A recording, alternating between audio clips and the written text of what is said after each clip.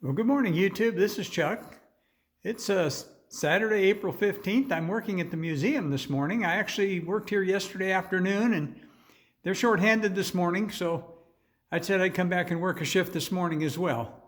So, as you can tell, I'm at the Native American exhibit. I'm going to turn this around so I can talk to you. There's a little bit of an echo in here, so I apologize for that.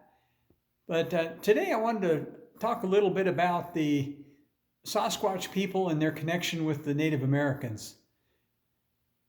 Well, the Sasquatch people have been here for a long time, and before we white Anglo-Europeans came in here, in this area anyway, in about the mid-1870s, we started showing up, maybe the late 1860s a little bit. But they had a long history of a connection with the Native American people, and it's not only just here. It's all over North America. Every tribe had their legends of the hairy man or the wild man, and they all had their names for them. Even the term Sasquatch is actually an Anglicization of a Salish Indian word out of British Columbia, and that word was Sasquatch, and a little hard to pronounce. And so an Anglo school teacher up there came up with the term Sasquatch, and it kind of took off. The name Bigfoot, of course, was coined by a newspaper reporter in Northern California in 1958. And in reality, it doesn't really mean anything. Their feet aren't proportionally any bigger than ours are. But it's, they're big, so they have big feet. So that's the way it is. But did the Native Americans have contact with them before we came along? Sure they did.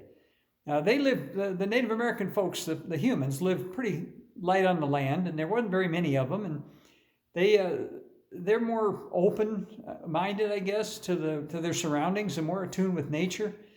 We came in like a conquering army and basically took over the whole place. But the Native Americans, what I want to talk about today a little bit is the link and how we've discovered that.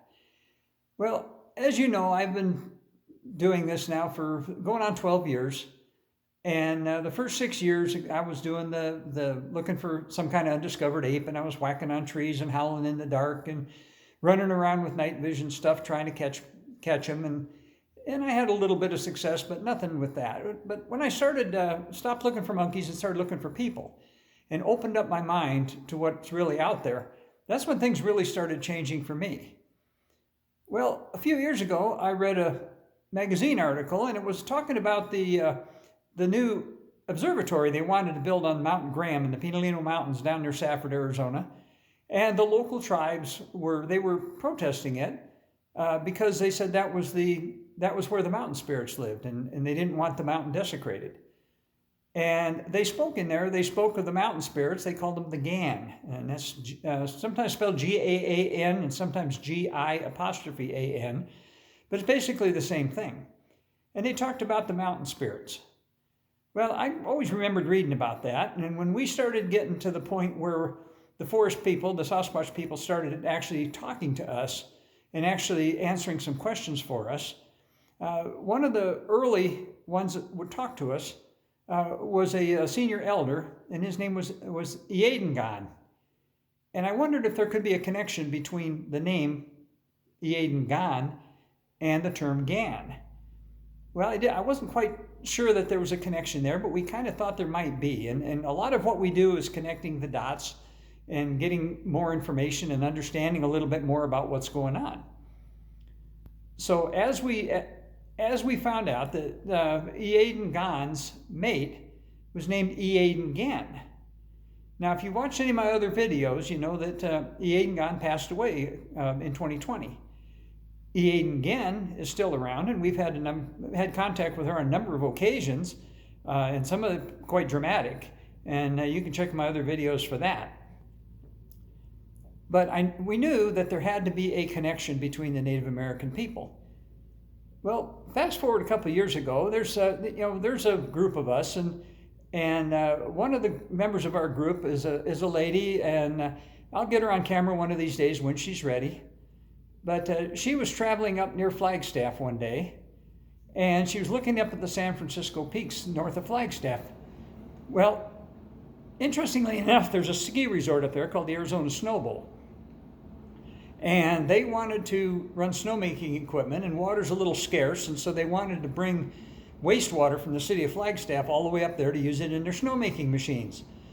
Well, the tribes, they protested that because they said it was desecration of the mountain, and that the mountain was home of the mountain spirits, and that they didn't want the mountain desecrated. Well, there was a big court fight over that, and eventually the ski resort won, and now they use the wastewater to run with their snow machines to fill in when they need snow. And but anyway, she was driving by there one day, and she was looking up at the mountain, and she was thinking about that, and a thought went through her mind that it's a beautiful mountain. It's no wonder that the Native American folks there, the tribal folks, believe that it's home of the mountain spirits. And she got very, very distinct mind speak back that said, yes, and we are the mountain spirits they are referring to. So that was another little bit of a clue for us. She was pretty excited to call me and tell me about that. So fast forward a little bit further now and come down to the museum here. I'm going to spin you around and I'm going to show you something. I'll try to spin slowly. On the information little tags here regarding this exhibit, I'm going to zoom in on this one. And if you notice, pause it right there and take a time to read that. But it talks about the Gaan. Now, I've been in this building I don't know how many times, and it was not too long ago that I actually read this and it actually soaked in. They talk about this as the map of their world, if you will, and they talk about the mountain spirits, the Gaan, that live on, first of all, Humphreys Peak, or the San Francisco peaks north of Flagstaff. They talk about living over in Mount Baldy, over in the White Mountains, living on Mount Graham down near Safford, and then living on Mingus Mountain, which is west of us. Well, all four of those places, and I'm going to spin back around again, come around this way this time. All four of those places have been known to be very active for the Sasquatch people, or Sasquatch activity. So putting all this together, then there was one more little piece of the puzzle that actually cemented that to us. And that was about 2 summers ago. And my partner Kevin and one of the other guys was over at Crazy Town. I didn't make it that trip. And he had one named Gaan over there that we've had communication with. And Gaan was speaking with them one night. And Kevin asked him specifically about the Gaan. And Gaan actually clarified much of what we already thought we knew about the Gaan. And what he basically clarified is that the Gaan is kind of a ruling order of senior elders. Now, we don't know how you become a member of that, whether you're elected, appointed, or how that works, but they're the ones kind of that run the show. Now, when a male elder becomes a member of the Gaan, then he adds the suffix Gaan to the end of his name. His mate takes his name with the suffix of Gaan. Okay, so he's Gaan, his mate is Gaan. We have had conversations with both of them, contact with both of them. And of course, Eaden Gaan and Eaden Gaan, once again, they're members of the Gaan. So they explained it to us so that we understand. We don't know a lot about that yet, but we do know that much.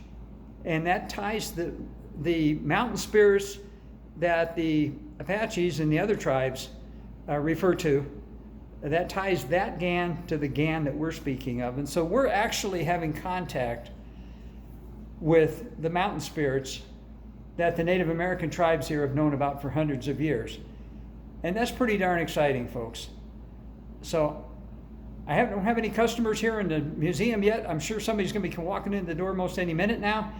So I'm going to let you go for now. And I'm going to tell you to take care of each other and love each other. It's a wonderful life. It's a beautiful day.